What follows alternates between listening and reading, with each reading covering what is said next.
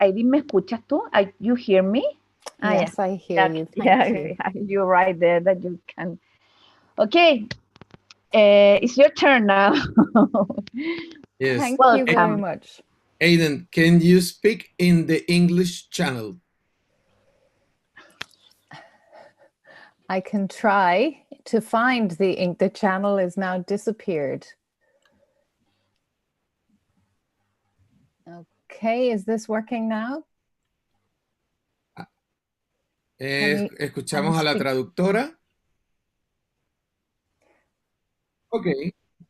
Okay. Okay, good. Is this working now? Can you all hear me? Yes, I have you. Thank you so much. Well, thank you for inviting me. I'm very excited to be in discussion with our friends in Chile. We have lots of things in common in Ireland and Chile, and one of the things that we want to talk about today is the position and the role of children and arts and culture in both of our societies. So I would like to share my screen with you if possible, so that I can show you some of my some images of the Arc in Dublin and the kind of work we do. Is it possible to share screen?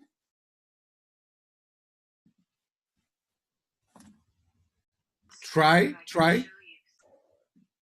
It says that the host disabled screen sharing. Is it possible to enable it, please? Yes. Yes, here we are. Okay, wonderful. Thank you so much, everybody. Okay. As Andrea has said, my name is Aideen Howard. I'm director of the Arc Cultural Centre for Children in Dublin. And this is an image of our theatre in Dublin. The Arc was founded in 1995, just 3 years after the UN Convention for the Rights of the Child was ratified. And as you can see, we have a building in the heart of the city. We have an audience from age 2 to 12. We're a theatre, a gallery, a visual art space. We are commissioning and producing and presenting Irish work and international work. And as well as that, we also work with teachers and schools to share our love and passion for art and culture for children. We commission new music, which we show in our theatre, which you can see here. We also have an outdoor space, and every year we run a mixture of free and paid for events.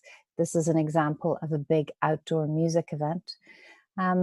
We deal with school groups and during the weekdays, and children with their families at the weekends and during holiday time. And we produce theatre for all ages from 2 to 12, and we have a specialised early years practice as well, and an early years artist in residence. So this will give you some idea of what we do at the Arc. But I want to give you some sense of what's important to us and why children's right to art and culture is so central to what we do. So I'm going to talk a little bit about the history of the UN Convention on the Rights of the Child and how we at the Arc are inspired by that to create a particular type of participation practice for children in all of the work that we do. In 1992, the Republic of Ireland ratified the UN Convention on the Rights of the Child, which enshrined our state's commitment to promote children's rights very broadly. As you will know, the convention defines a child as any person under the age of 18. The convention acknowledges the primary role of the family, of the parents, in the care and protection of children, but it also acknowledges the role of the state in helping parents and others to carry out those duties. The UN Convention on the Rights of the Child has 193 signatories, making it the most widely ratified human rights instrument in the world. For us in Ireland, I think it's hard to overestimate the importance of that moment, because when Ireland signed the UN Convention, the Irish state expressed a binding commitment to art and culture for its citizens for the first time. Article 31 promises that the state will recognise the right of the child to rest, to leisure, to play, to recreational activities, and to participate freely in cultural life and the arts. It also undertakes to respect and promote the right of the child to participate fully in cultural life. I still find this so inspiring 30 years later. What an extraordinary and radical commitment. A binding commitment in international law in a human rights treaty for art and culture for children. 3 years after Ireland ratified the UN Convention, the ARC was founded, and it was really set up by the state, funded through the Department of Education and through the Arts Council, in order to deliver children's right to art and culture. And here are our founding principles. So you can see that the ARC's vision, mission, and values are inspired directly by the UN Convention of the Rights of the Child. Now, this is all very inspiring and very exciting, but apart from Ireland committing to this, there was very little discussion at the time about what did it really mean. It was all very well to set up the ARC, an arts centre for children, but how else was the state going to actually deliver every child's right to art and culture? Surprisingly, there was very little critical discussion of this. And despite this significant legal new obligation, there was very little criticism of what it might entail. One academic, Kieran Benson, who later became chair of the Arts Council, was one of the few people to consider some of the possible barriers towards delivery. And his argument in 1991 was that not just about the resources and the money that would be required to deliver children's right to art and culture, but he also identified a problem within the arts community itself, which was actually about understanding what real participation might mean. And he talks about the new language of the arts, or the relatively new language of the arts in the 90s, which was about access to culture rather than participation in culture, which he felt would be a more egalitarian idea. And nearly 20 or 25 years later, despite some good work, principally in the Arts Council, and some pioneering work in the Department of Children and Youth Affairs in Ireland, there has been very little in-depth thinking, either from policymakers or children's rights advocates, about the arts and culture provision of Article 31. There has been increased recognition of the right to play, particularly in early childhood, and you as theatre people will be very familiar with the increased investment in early years and the early years theatre audience. But for the most part, in policy making and in children's rights, the right to art and culture as part of Article 31 has generally been quite neglected, or it has been instrumentalized, which means that it has generally been treated by adults as a means of achieving other ends, typically education or health or well-being. Even though children and young people routinely identify the right to art and culture as something that's most important to them and an area where they would like their views heard. So when I started at the ARC in 2015, it was apparent to me that although the ARC had been doing really good work for 20 years, we still suffered from what I now know is called the adult construction dilemma. And that is to say that all the great work that the ARC was producing, presenting and commissioning was really being programmed with adult-only authority. And this troubled me because I was so inspired by the ARC's founding principles. So we started to try and find ways to address that. At the same time, in January 2016, the Irish state travelled to Geneva to present in front of the United Nations Committee on the Rights of the Child. And every country that has signed up to the UN Convention has to undertake a periodic review, which means that every 5 years, the state has to present in front of the committee and identify the areas in which it has discharged its commitments under the convention.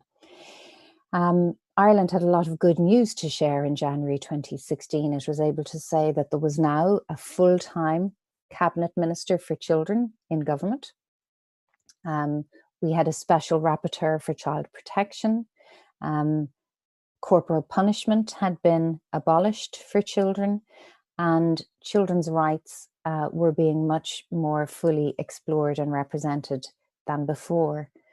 However, in Geneva in that January, we discovered that although children's rights were being discussed under the headings of health, education, and so on, there was no discussion whatsoever about children's right to art and culture. So we, the ARC, went to Geneva and asked the Irish government to consider how they might present next time in relation to children's right to art and culture. And we're happy to say that that is where much of our advocacy work has begun. In 2017, inspired by this experience, we launched a new strategy at the ARC, setting out our mission and our vision and reaffirming our belief in every child's right to art and culture. And as part of the way we would deliver this new strategy, we set out a number of strategic priorities. Excellence, of course. Everybody making art for children wants to be excellent. Engagement, extremely important for us because this was new. We wanted to reach more children than ever before. We wanted to share our resources. Sustainability, that's, I think, self-evident. We want the ARC to be here for another 25 years, and being sustainable will achieve that.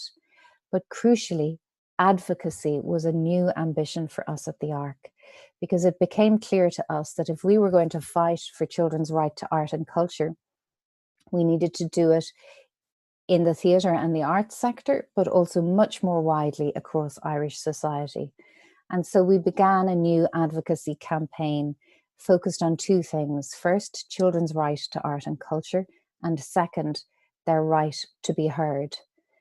And in order to make sure that we were really making our practice child-friendly, we created a set of ARC values which were inspired and informed by children working with us who understood our practice and who wanted to help us try and make it a little bit more child-focused. So how then did we go about making this happen? In 2016, while we were generating this new strategy, we decided that we needed to create a children's council, which is the means by which children inform our practice at the ARC. We started this as a pilot in 2016, and here are the children who were the first children to take part in the Children's Council. So what is the Children's Council? The Children's Council is a group of children from all over Dublin and surrounding counties, aged between 9 and 11. They meet regularly, they take part in all of our work, and they inform our decision-making across the board. It's not just artistic decision-making, they also influence our policies and our practice. And these children also helped inform the new strategy when we came to publishing it in 2017. And the Children's Council was really intended to address what I described earlier as the adult construction dilemma by creating a formal mechanism for children's views to be given due weight. The model we introduced in the Council aimed to connect the obligations of Article 31 within the UN Convention with Article 12, which promises to assure to the child who is capable of forming his or her own views the right to express those views freely, and the views of the child being given due weight.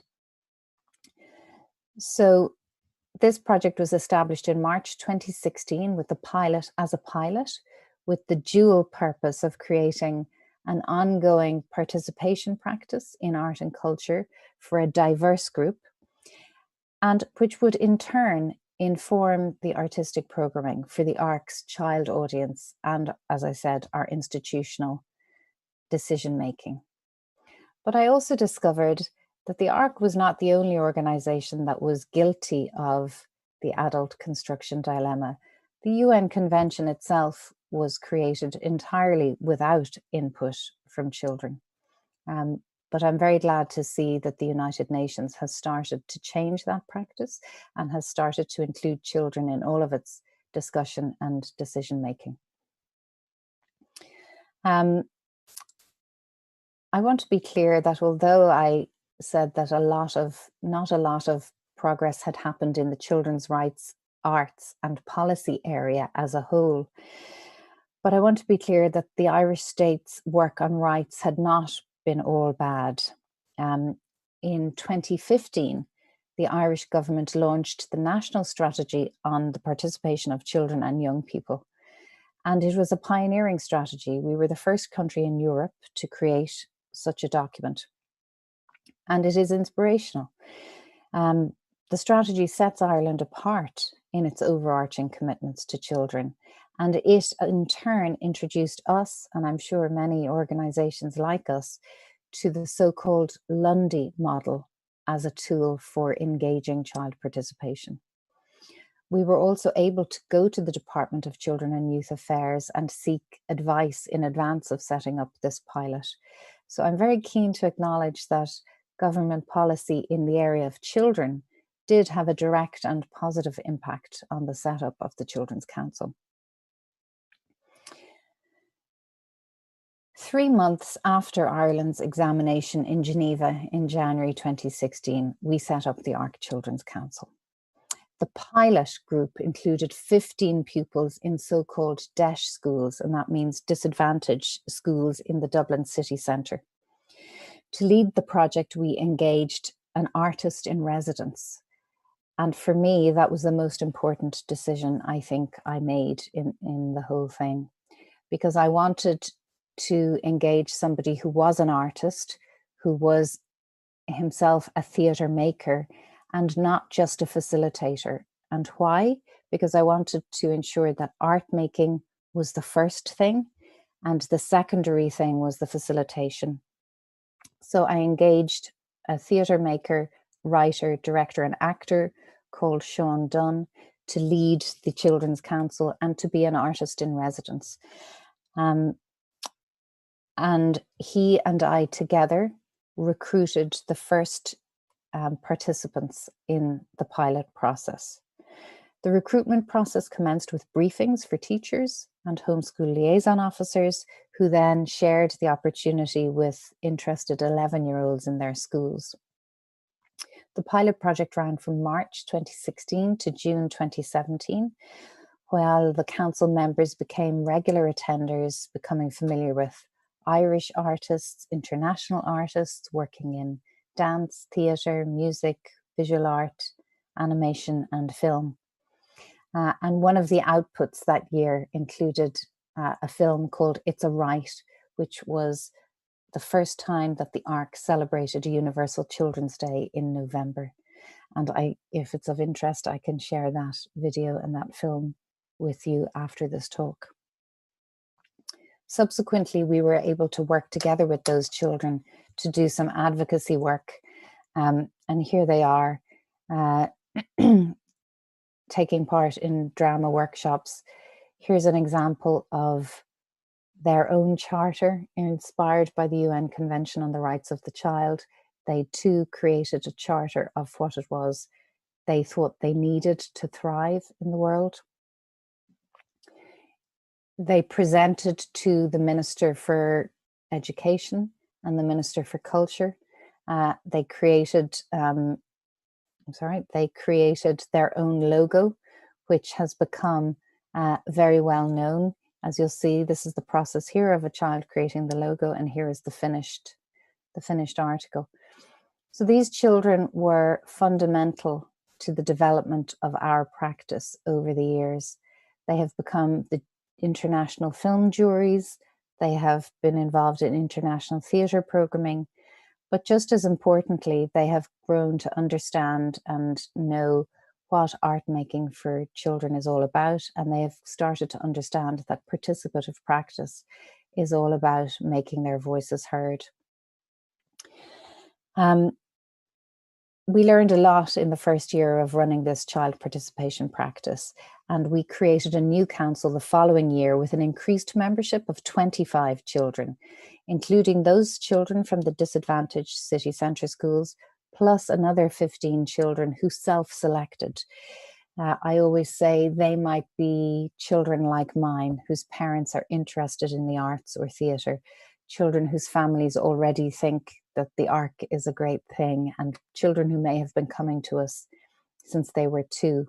So now we have a council that is even more diverse, and that includes 50% children from the urban environment of Dublin City and 50% from lots of other places.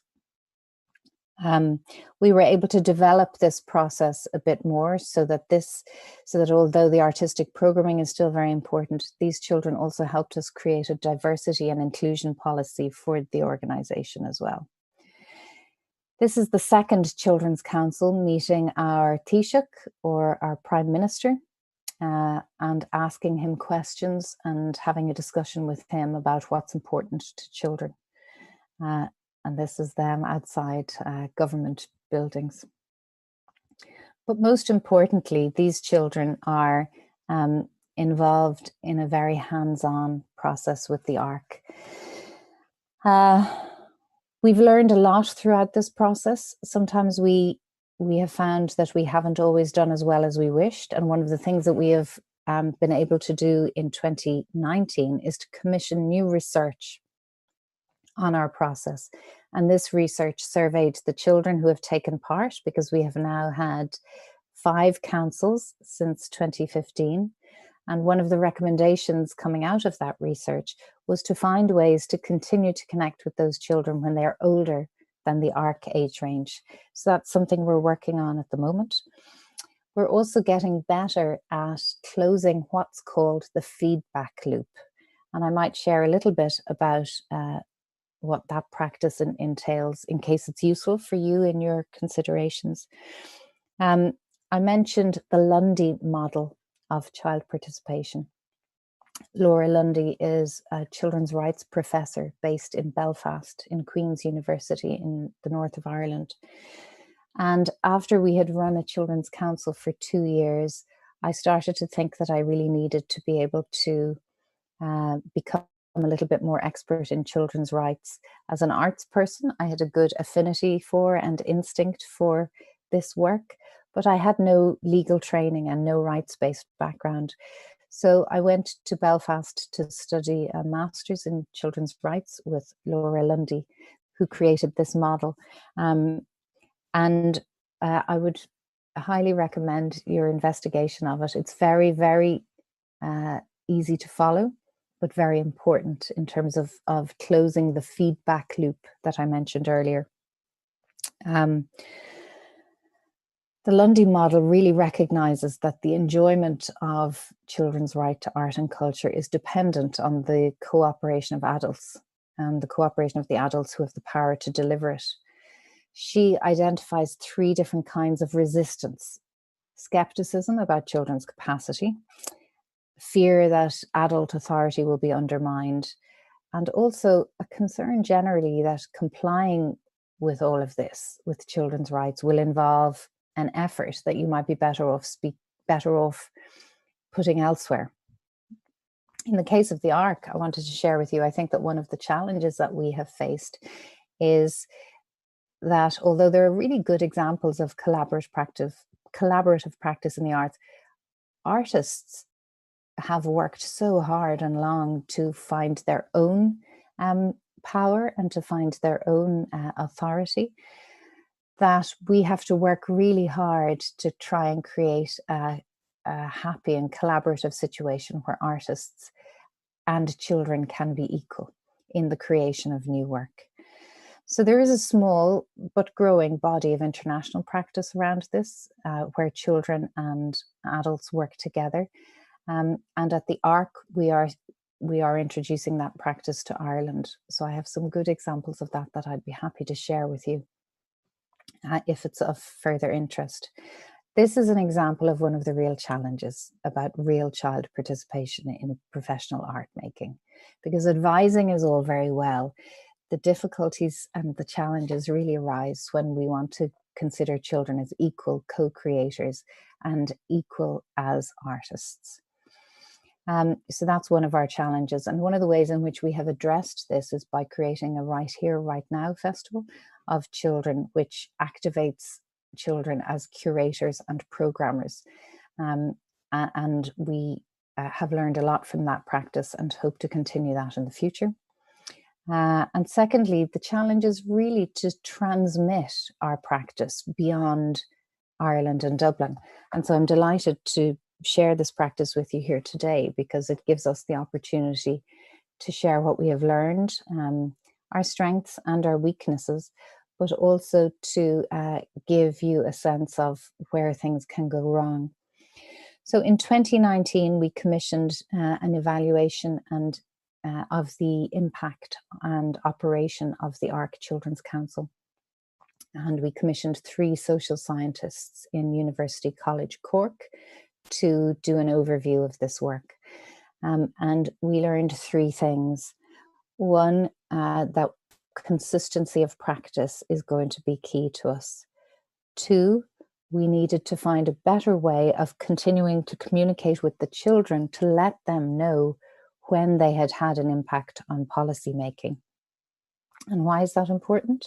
Because you theatre people or arts people, you know that a decision that you make today might be informed by work that you have been building on for the last 2 or 3 years.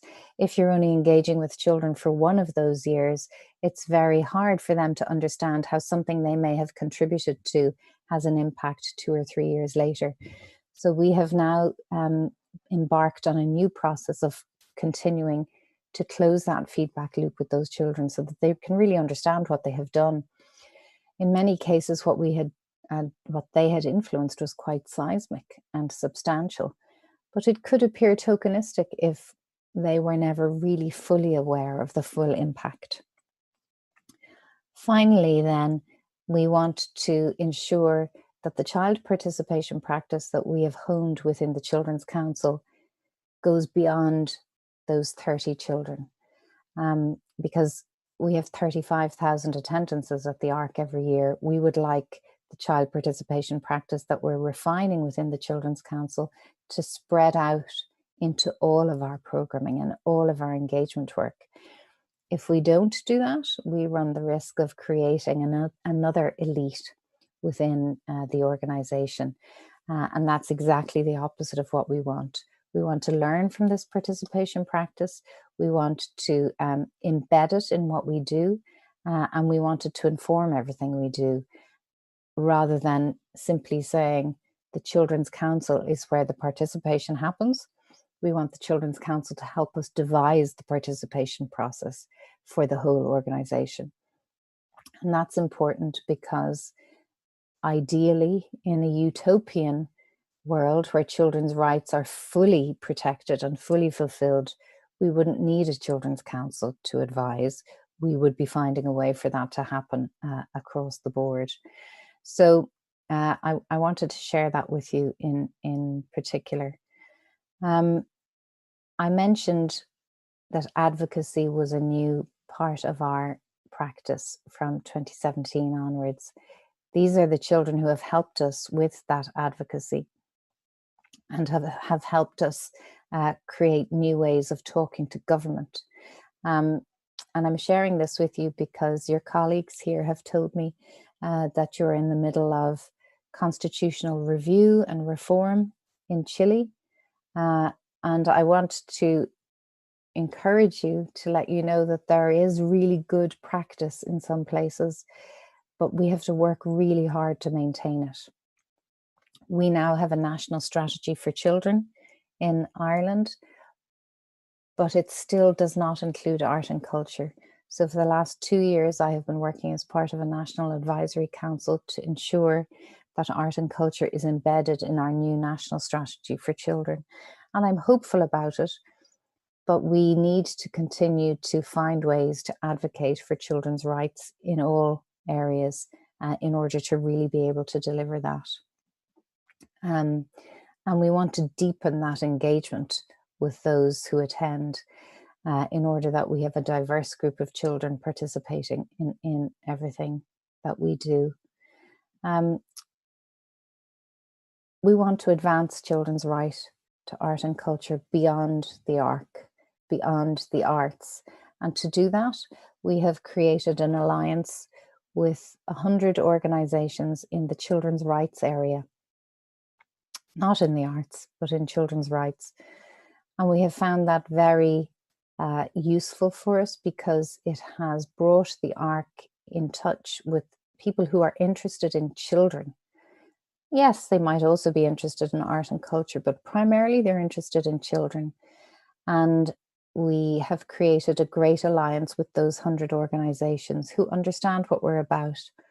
And that has done a lot for us in advancing the advocacy agenda. We've been able to learn from those NGOs as well about how to lobby, how to campaign, how to create awareness of particular issues. I would say that in the context of COVID, we know that children have borne the brunt of the restrictions that have gone towards managing the pandemic.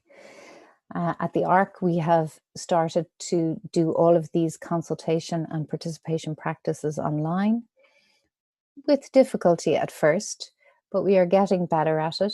And if anybody is interested in hearing more about our digital and online practice, we do regular coffee mornings and digital reflections on what we've learned at the ARC, and you're all very welcome. They're free to attend. And we're committing to reaching more children through digital means in 2021, because we know that children are finding this pandemic extremely challenging and extremely difficult. And we think that art and culture is even more important than ever. So I want to conclude my remarks by saying that we are beginning a new chapter in terms of our child participation practice. For many years, the Children's Council have been asking us why children don't appear on stage at the ARC. And we have just commissioned a new show called What Did I Miss?, which is about children's experience of the pandemic and the fact that they have missed so many of the milestones and rituals that normally go with a child's life. And for the first time in many years, we will have both child and adults performing on stage together. We're committed to advancing this practice, to co-creating a new piece of work by the alumni of the Children's Council and ARC artist in residence, Sean Dunn. And finally, we have just premiered in the autumn time a new child co-created piece called A Rain Walk, which was a digital audio piece created by children in Ireland, children in England, and 2 artists based in London. So we like to think that that is not just a child participation project, but also a really brilliant Brexit output. So there is lots more to do in this particular space, but we're consistently committed to making this work and look forward to sharing our practice with you in the future. And I hope someday I can even make it all the way to Chile and see the great work that I know that you're involved in too. Thank you very much.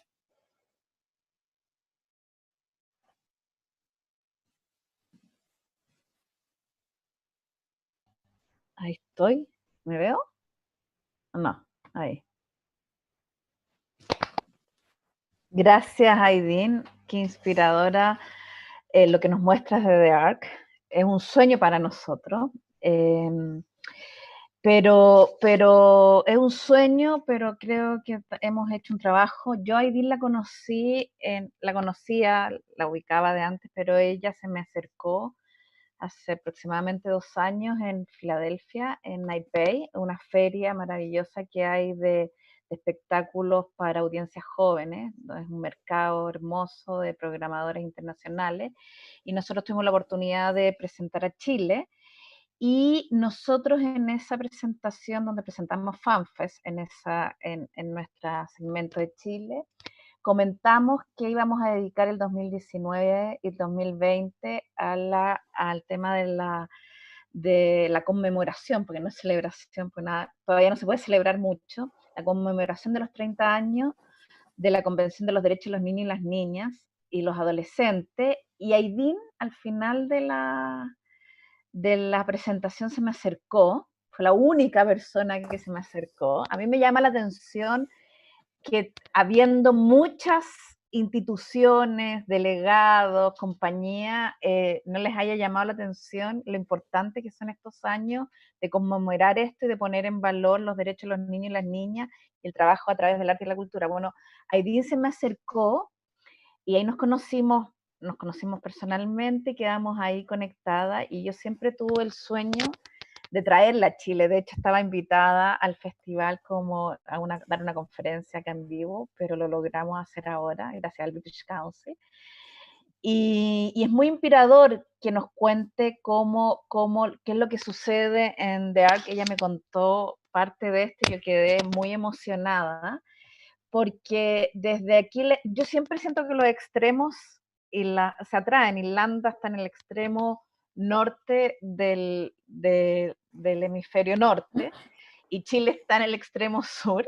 Y creo que tenemos muchas cosas en común, creo que tenemos intereses en común. Y me gustaría un poquito desplegar la palabra a la gente, pero un poco una reseña de cómo han involucrado a los niños y las niñas y a los adolescentes en un trabajo más en el fondo, con ustedes. En el fondo, como ustedes han puesto en la categoría, nosotros somos adultos centristas. Creemos que nosotros queremos que debería gustar a los niños o debería ser parte de su interés. Y quizás nos podrías contar un poquito más de esa experiencia de este consejo con el cual ustedes trabajan y cómo lo han visto desde el desarrollo de ellos mismos y cómo ha repercutido quizá en otros niños esta experiencia que ustedes están haciendo de The Ark.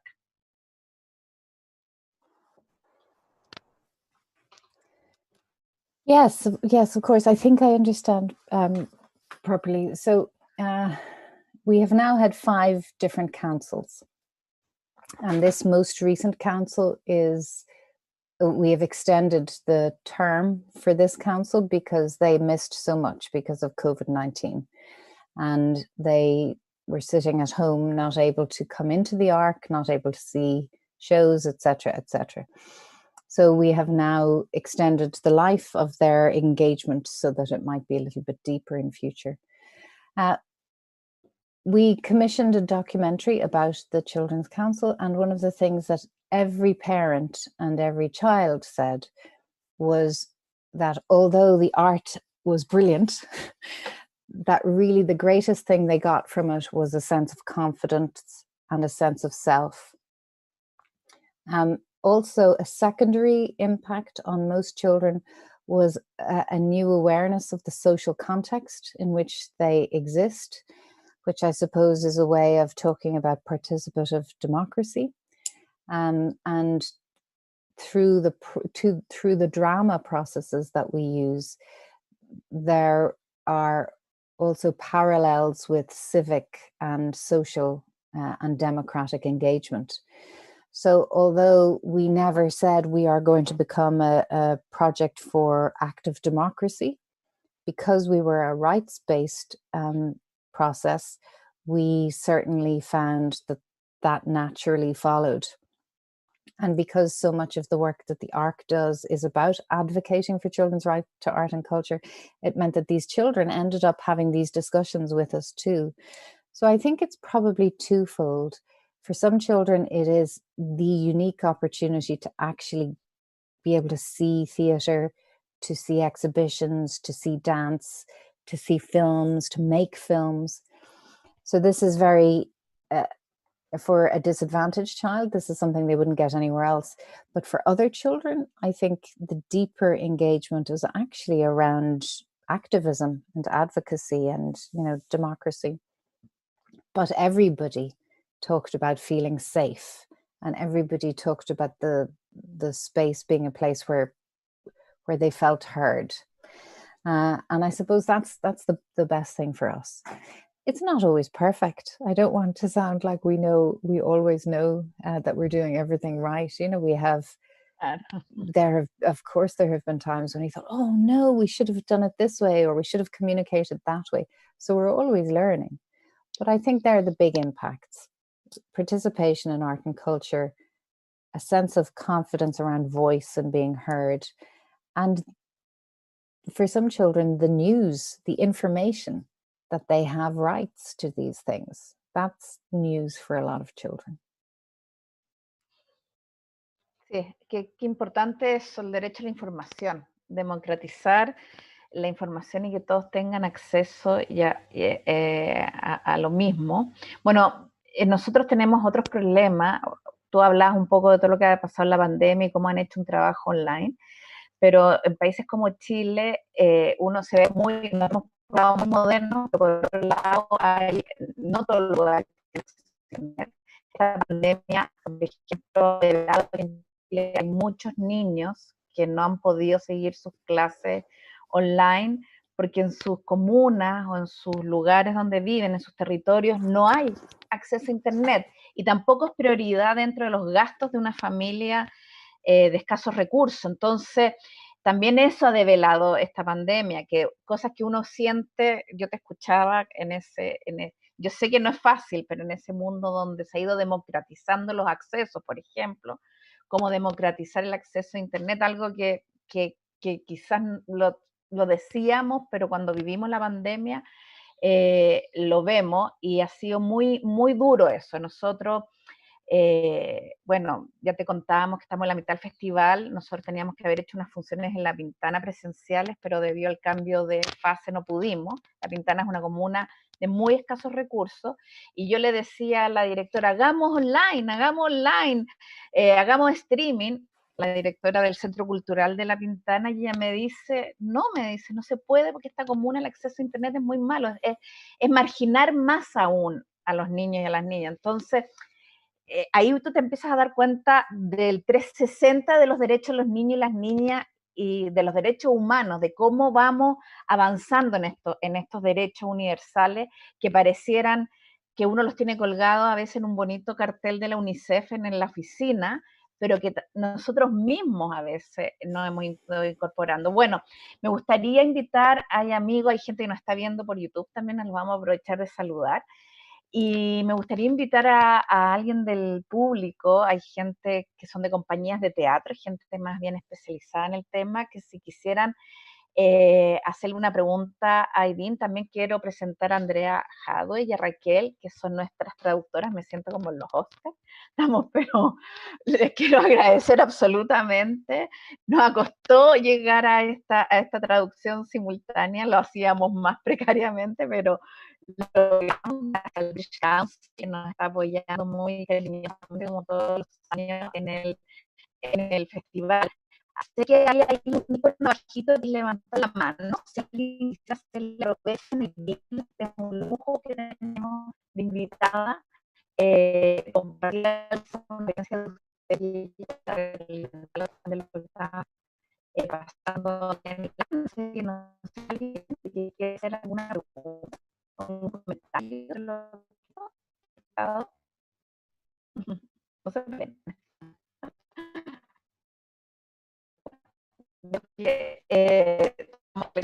Sobre el tema todavía. Yo pienso que es importante poder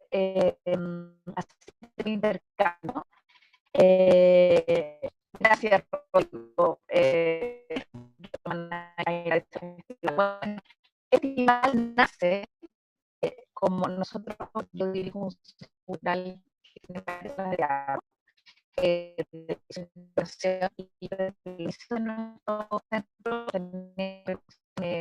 niños y nosotros hablamos de la familiar.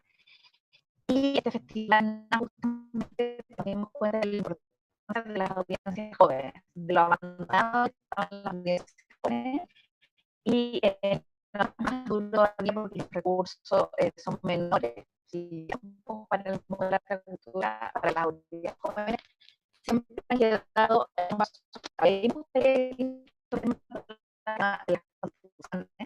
Nosotros estamos escribiendo una nueva constitución política. Tú hablaste de la importancia de los criterios de figura a la también que vincula con ese. ¿Podrías contar un poquito más en el libro, pero profesional, de repente no se conecta a nivel político? Quisiera contar un poco más sobre ese punto, servir mucho nosotros estamos estudiando. Andrea, Dime. Ah, perdón, ¿me escuchas ahí? ¿Me escuchas ahí?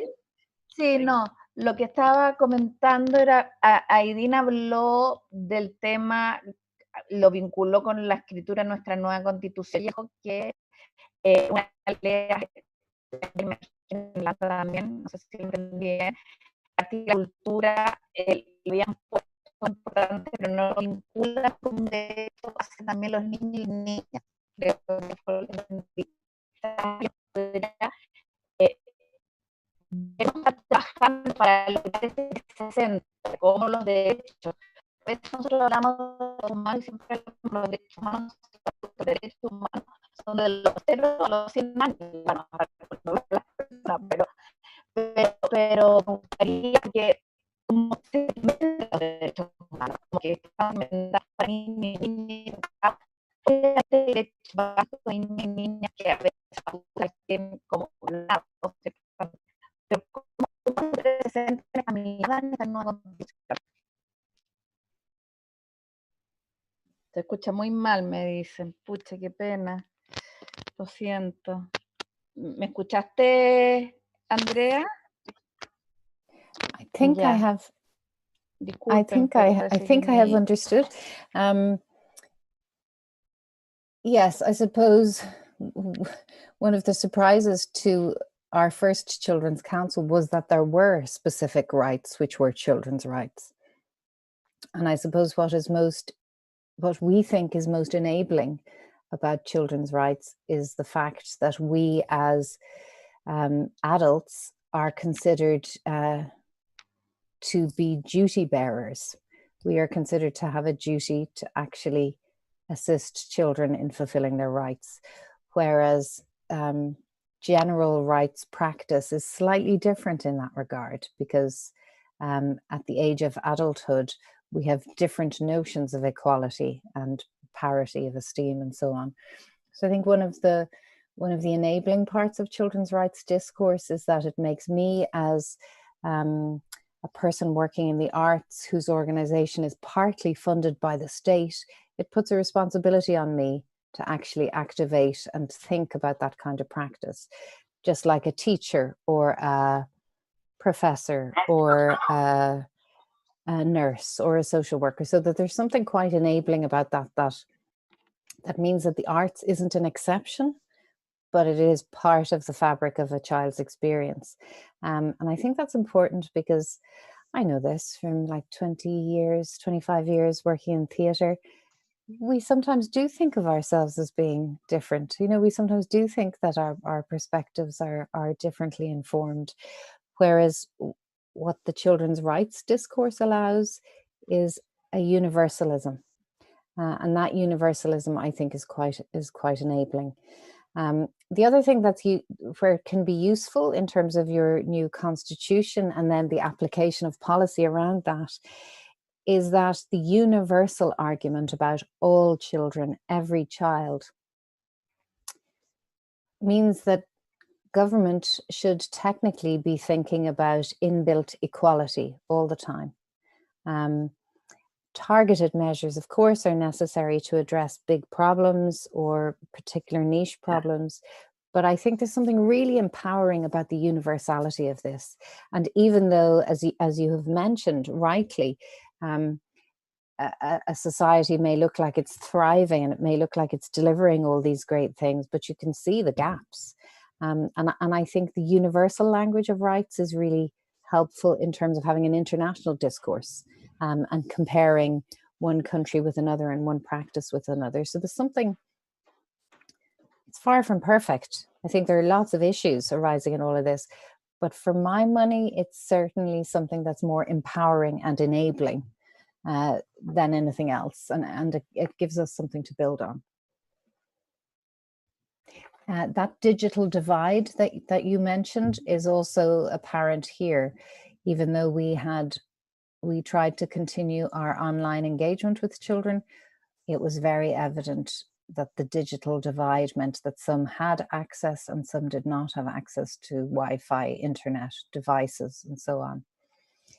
I did hear of a really lovely solution to that digital divide problem in New York, of all places, where children living in a particular project area of New York were able to use the Wi-Fi on the New York bus system, which came along and parked close to its houses so that these kids were able to access Wi-Fi by proximity to the public transport system. I thought, oh, what a lovely idea. But in Ireland, some children were given additional support to be able to access things online, and some of those children were children that we were working with, so that was a help. ¿Se escucha mejor ahí o no? ¿Me escuchan mejor? Ya, sí, es que me saqué el audífono, que parece que el audífono se me murió.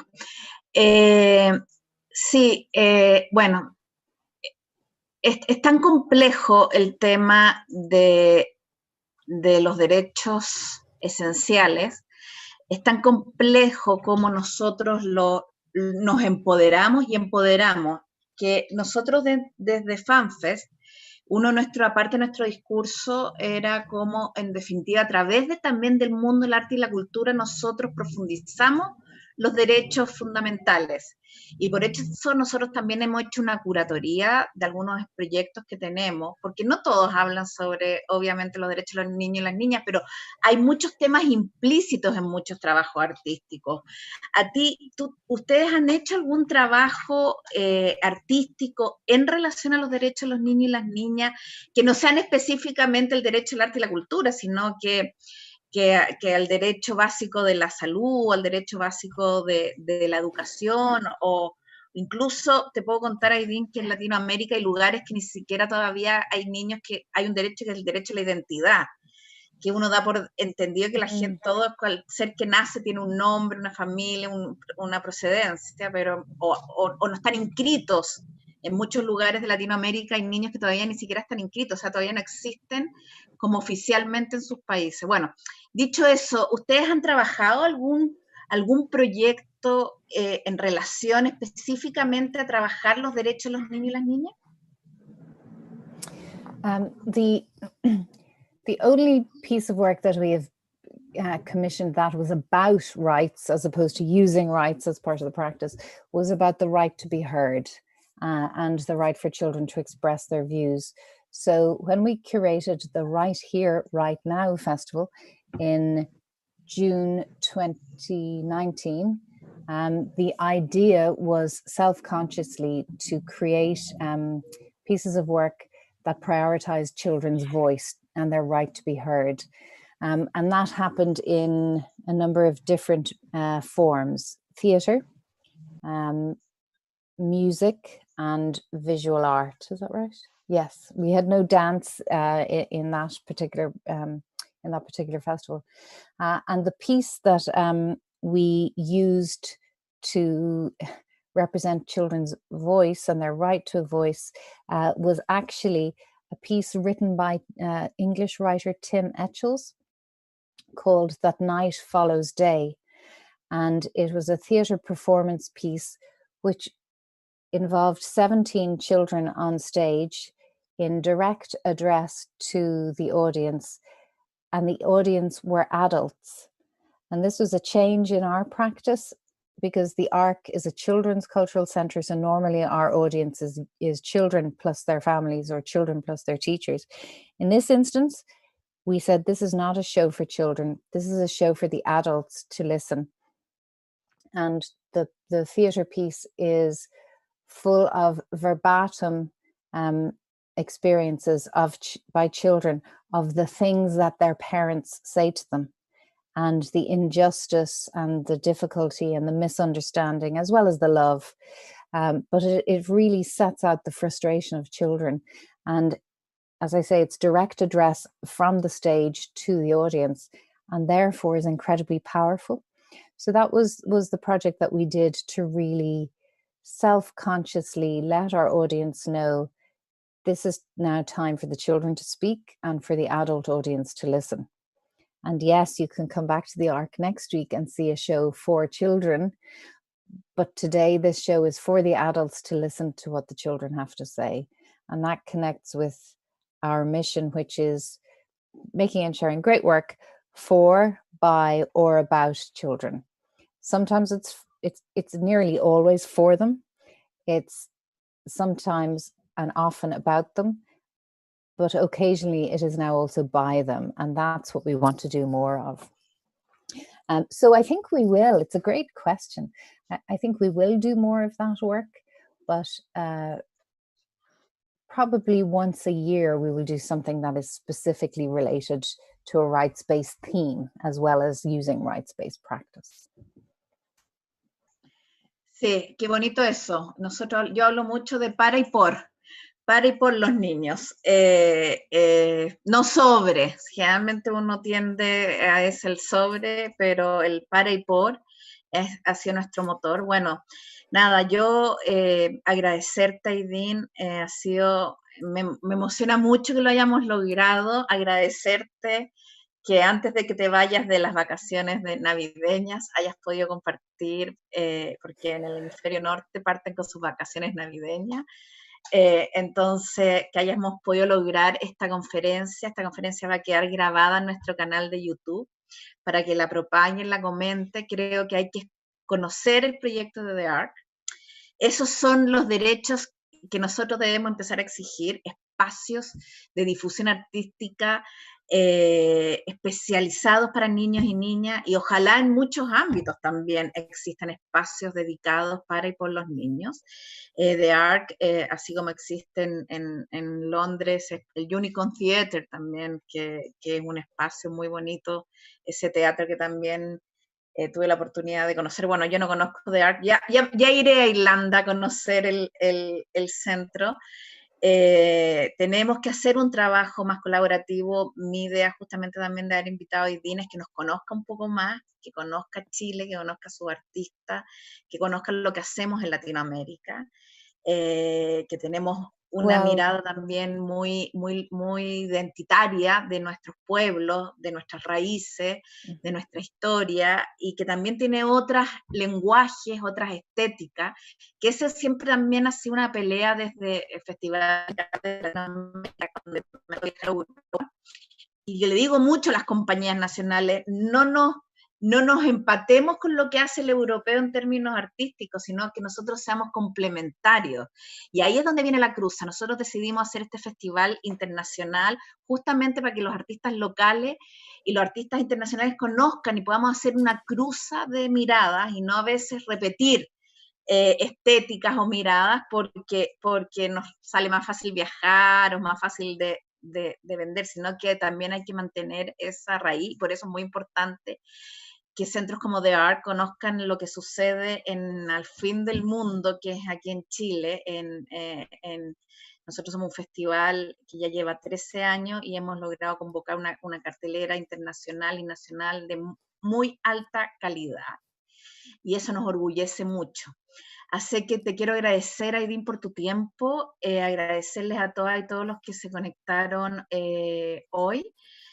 Decirles que el festival no para, seguimos con cartelera online, seguimos, si no me equivoco, me van a corregir, bueno, pueden revisar en fanfestchile.cl, vamos a estar en Alto Hospicio, en Ovalle, en Rancagua, en el Teatro Regional del Biobío, tenemos en la próxima semana lanzamos nuestros cuentos virtuales sobre los derechos de los niños y las niñas. Aidín, te vamos a hacer llegar los cuentos, hemos desarrollado 18 cuentos virtuales con lengua de señas, además son inclusivos, sobre los derechos de los niños y las niñas, hecho en formato online. Ese es un proyecto que lo hacemos con TVO Aciteg y con la UNICEF. Y también lanzamos un ciclo de cuentos con La Pintana también virtuales, porque bueno, la virtualidad parece que llegó por un buen rato y hay que seguir buscando formas de entregar lo que nosotros hacemos. Yo ya agradecerle a Marcia y a Raquel, que han sido maravillosas en la traducción hoy día, y agradecerles la paciencia. Nos pedimos disculpas por el atraso, pero estábamos con esta nueva, hemos ido aprendiendo a ocupar y sacarle los mejores provechos a la tecnología. Hoy día descubrí, yo no sabía que teníamos esos iconos y se podía hacer estas traducciones, así que uno a veces cree que lo sabe todo y siempre se está aprendiendo cositas nuevas. Gracias a los que se conectaron. Nada, Aidín, te puedes despedir si quieres. Yes, thank you all so much. I'm so impressed with your simultaneous translation ambitions and with the whole team. Thank you for making me feel so welcome. But also, please come and visit us in Ireland, and we hope that we'll be able to come and see you before maybe the end of 21, beginning of 22, something like that, when we feel we may be able to restore travel. We feel we have a lot to learn, and we feel we have lots to share. So we look forward to, this feels like the beginning. Exactly. So we look forward to sharing more in the future. And thank you so much for having me. It has been my great pleasure. I know it's very hot where you are. Here it's cold and rainy, and we're all looking forward to wrapping up for Christmas. So thank you again. And thank you to the translators. You're fabulous. Thank you so much. Gracias, Aidín. Merry Christmas for you and for your family. Happy holidays. Nada, estamos muy felices. Gracias a todos. Bonito miércoles. Revisen fanfestchile.cl en nuestra cartelera. Nosotros estamos hablando por vamos a poder hacer las funciones. Hemos un trabajo con el impacto. Estoy en la compañía para volver a trabajar, pero vamos a seguir trabajando en la bata. Me despido. Un beso para todos y todos. Gracias, Marcia. Gracias, Marcia. Marcia. Gracias, Raquel. Gracias a todas y todos los que se conectaron. Un abrazo gigante de mi parte. Gracias, Alexander. Todo bueno. Muchas gracias.